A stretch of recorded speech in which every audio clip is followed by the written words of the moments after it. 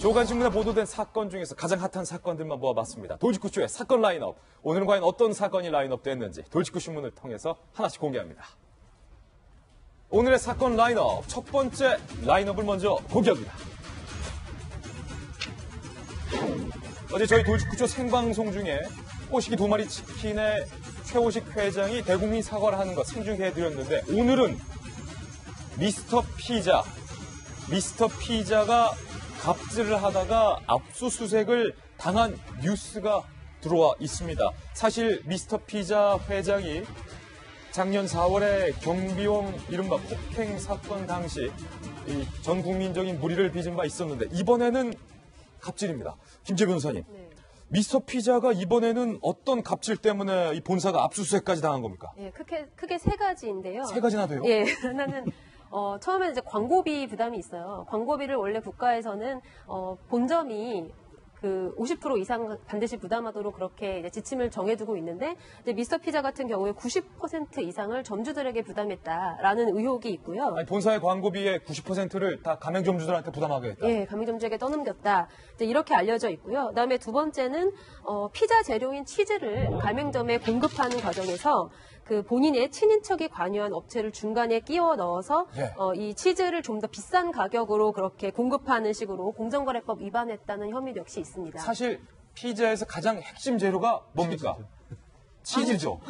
빵이 아니라 치즈죠. 네. 치즈가 좋아야 피자가 좋은데, 그 치즈를 본인의 친인척의 업체를 끼워 넣었다는 건데, 네. 치즈 단가가 싸면 이건 미담인데, 그렇죠. 치즈 단가가 오히려 더 비쌌다. 네. 근데 공정거래법에서는 이렇게 회장이나 이제 기업 경영주들과 어떤 특정한 관계에 있는 자들에게 이제 이해관계자들에게 이익을 주는 행위를 금지하고 있습니다. 그런데 이제 만약에 본인의 그 친인척이 관여하는 업체를 중간에 끼워 넣어서 치즈 가격을 불공정하게 형성을 했다면 그 이익 부분은 그 친인척에게 가는 거잖아요. 예. 거기에 대해서는 무슨 세금을 또 따로 걷어야 되는 거 아니니, 증여세니, 이런 식의 논란도 있는 와중이어가지고 이 부분은 분명히 공정거래법 위반 행위가 될 것으로 보입니다. 세 번째 갑질은 또 뭐 있습니까? 예. 세 번째 갑질이 이게 가장 좀 충격적인 건데요. 네.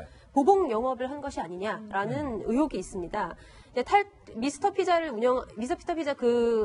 가맹에 가입되어 있다가 탈퇴한 점주들이 피자 연합이라는 조합을 만들어서 이제 본인들이 독자적으로 피자 영업을 하기 시작했는데, 그래서 주도한 그 점주 2명의 매장 근처에다가 이제 일부러 수익이 나지 않음에도 불구하고 미스터 피자 매장을 만들어서 방해 영업을 한 것이죠. 어떤 식으로요?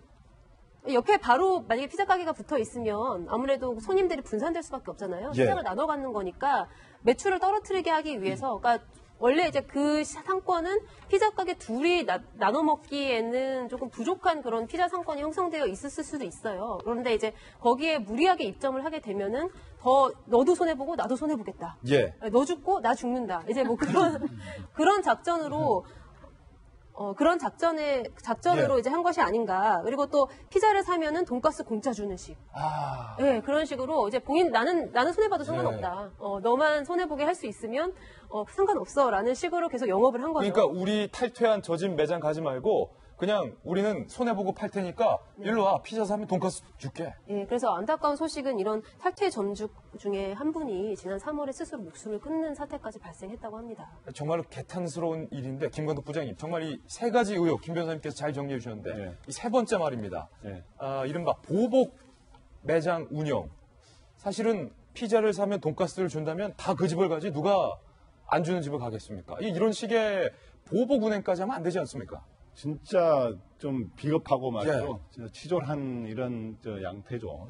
이거는 진짜 자본주의 시장 경제 논리에도 어긋나는 거기 때문에 지금 현재 이제 공정거래 위원장도 지금 현재 김상조 후보자가 단호한 입장을 두겠다는 거 아닙니까? 이게 대기업이라든가 이런데 바로 이러한 중간 이런 프랜차이즈업을 하면서 가맹점들을 이렇게 괴롭히는 이런 사람들에 대해서도 이것도 이번에 공정거래위원회에서 특히 주목해서 하겠다는데, 이런 사람들은 일벌백계를 차원에서 분명히 해야 될 것 같습니다. 예, 미스터 피자의 정우현 회장이 사실은 경비원 폭행으로 작년 4월에 대국민 반성을 한 부분이 있습니다. 그 부분 다시 한번 들어보시죠.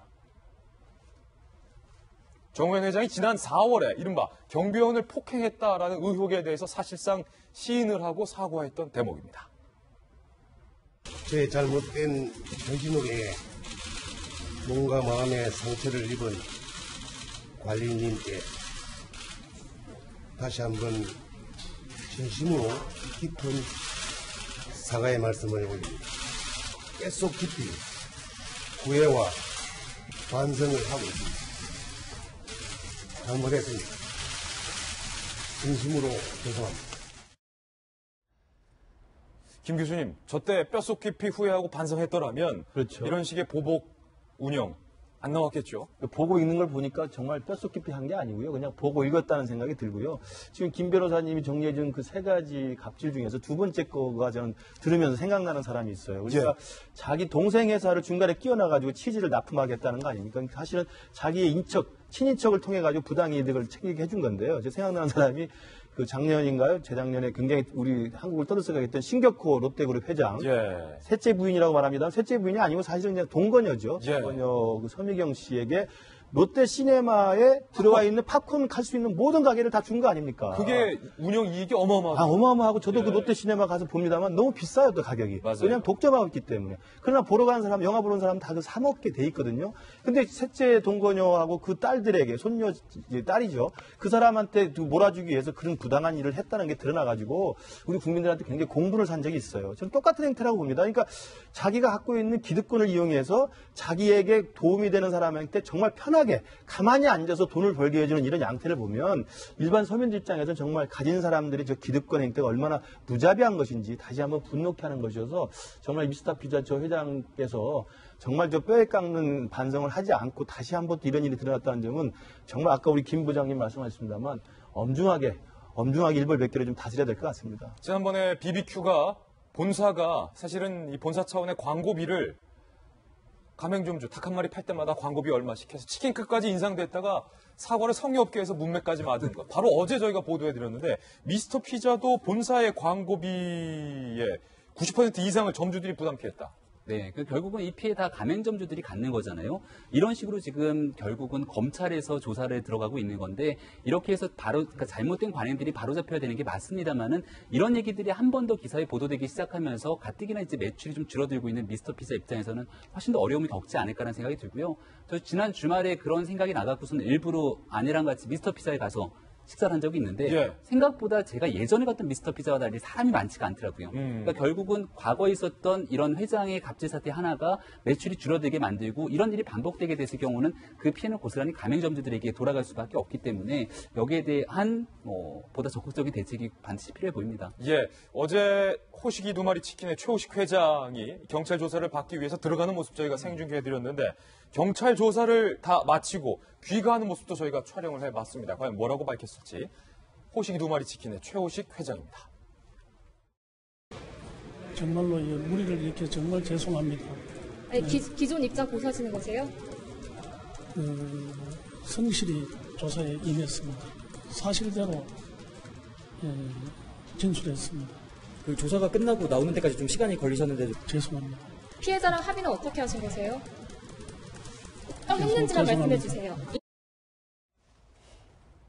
20대 사회초년생 여비서를 강제 추행한 혐의를 받고 있는 최호식 회장.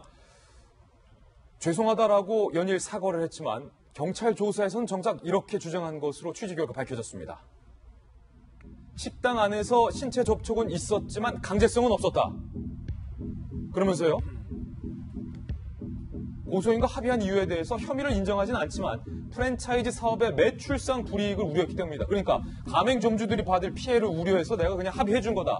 이렇게 밝혔습니다. 김병민 의원님, 이거 뭐 술은 마셨지만 음주운전 아니다. 유명했던 말도 생각나고 만지긴 했지만 강제추행은 아니다. 뭐 강제추행이 아니었으면 합의된 관계였다는 겁니까? 그러니까 피해자를 2번 죽이는 일을 했다라고 보여지고요. 어저께 이제 조사에 출석하는 과정에서 90도로 인사하면서 정말 진심을 다해 사과하는 것과 같은 모습을 보였지만 들어가서 저렇게 진술하게 되면은 저는 뭐 전혀 저런 사과에 대한 진정성을 찾아보기 어렵다는 생각이 들고요.